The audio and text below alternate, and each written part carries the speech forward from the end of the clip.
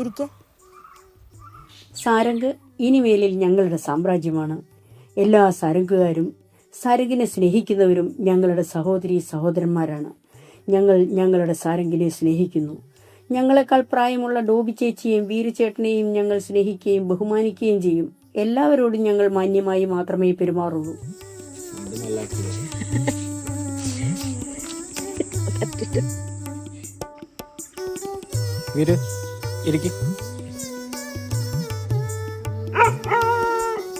മനുഷ്യരുടെയോ മൃഗങ്ങളുടെയോ വന്യതയെ ചെറുക്കാൻ ശേഷിയുള്ള നായ്ക്കളുടെ നാടൻ ഇനങ്ങളെ ഡോബിക്ക് കൂട്ടിനായി തിരഞ്ഞെടുക്കാൻ സഹായം ചോദിച്ച് ദക്ഷിണ ഒരു വീഡിയോ ഇട്ടിരുന്നു.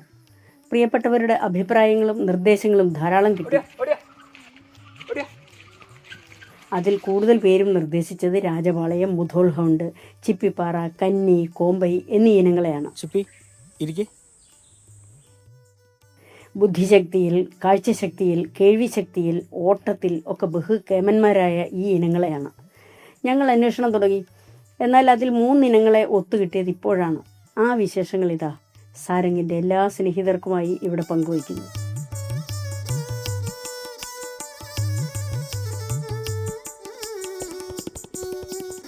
മനുഷ്യരുടെയോ മൃഗങ്ങളുടെയോ വന്യതയിൽ നഷ്ടപ്പെട്ട തൻ്റെ പ്രാണപ്രിയരായ കുഞ്ചുവിൻ്റെയും കുട്ടുവിൻ്റെയും ഓർമ്മയിൽ നിന്നും കരകയറാനാകാതെ കറങ്ങി നടന്ന ഡോബിക്ക് ആദ്യ കൂട്ടുകാരനായി എത്തിയത് 6 മാസം മുൻപ് വീരു, രാജപാളയം. നീണ്ടു കൂർത്ത മുഖം, റോസ് നിറത്തിൽ മൂക്കും ചുണ്ടും, വെളുത്ത നിറം, ഇരട്ടച്ചങ്കനെന്ന് തോന്നും വിധം വലിയ ചങ്കുകൂട്, നീളമേറിയ പിൻകാലുകൾ, ഒട്ടിയ വയറ്, മെലിഞ്ഞു നീണ്ട വാല്, മെലിഞ്ഞ ശരീരം, ആകെ മൊത്തം ഒരു പട്ടിണിക്കോലം. രാജപാളയത്തിൻ്റെ പ്രകടനത്തിൽ അടിതെറ്റിയ ബ്രിട്ടീഷ് സൈന്യം രാജപാളയം എന്ന് സംശയം തോന്നുന്ന വെള്ളപ്പട്ടികളെയൊക്കെ വെടിവെച്ച് കൊന്നൊടുക്കി. അങ്ങനെ ഈ വർഗം ഏതാണ്ട് അന്യം നിന്ന അവസ്ഥയിലായി. സ്വാതന്ത്ര്യത്തിന് ശേഷം ഇവരുടെയും ഇവരെപ്പോലെ നാമാവശേഷമാക്കപ്പെട്ട ഒന്നാന്തരം ഇന്ത്യൻ വേട്ടനായ്ക്കളുടെ എണ്ണം കൂട്ടാൻ നാട്ടുകാർ വേണ്ട ശ്രദ്ധ കൊടുത്തു. ഇന്ന് മിക്കവർക്കും ഈ നാടൻ ഇന്ത്യൻ ഇനങ്ങളുടെ ഗുണങ്ങൾ അറിയാം, അവരെ സംരക്ഷിക്കേണ്ടതിൻ്റെ ആവശ്യകതയും അറിയാം.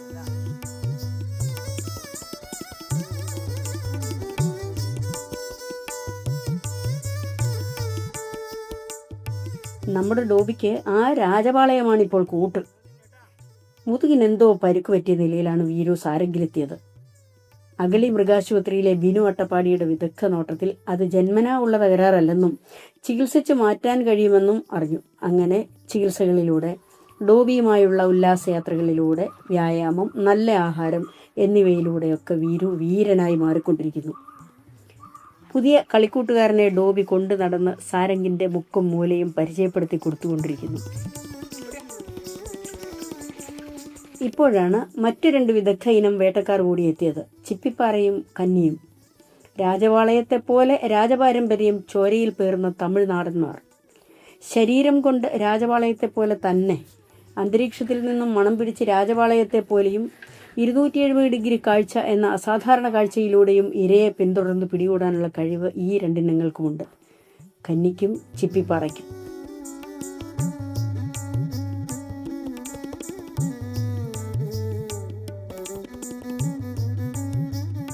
കന്നിയും ചിപ്പിയും ഇവിടെ വരുമ്പോൾ കന്നിക്ക് 1.5 മാസവും ചിപ്പിക്ക് 2 മാസവും. സാരംഗ് സമൃദ്ധവും വൈവിധ്യപൂർണവുമാക്കി സൃഷ്ടിച്ചെടുത്ത ഈ ജൈവസമ്പത്തിൽ ഞങ്ങൾ അഭിമാനം കൊള്ളുന്നു. അതിൻ്റെ സംരക്ഷണത്തിലാണ് ഇനി ഞങ്ങളുടെ ആനന്ദം. അതിനുവേണ്ടി കണ്ണും മൂക്കും പല്ലും നഖവും കമ്പും കോലും വേണ്ടി വന്നാൽ ഈ നീണ്ട വാലും ഞങ്ങൾ ഉപയോഗപ്പെടുത്തും, ചിപ്പിയും കന്നിയും. അങ്ങനെ സാരംഗിൻ്റെ രക്ഷകരായി പ്രതിജ്ഞ ചൊല്ലി സ്ഥാനമേറ്റെടുത്തിട്ട് 1 മാസമായിട്ടില്ല. കളിച്ചും കുളിച്ചും കഴിച്ചും രസിച്ച് നടക്കുന്നു 2 പേരും.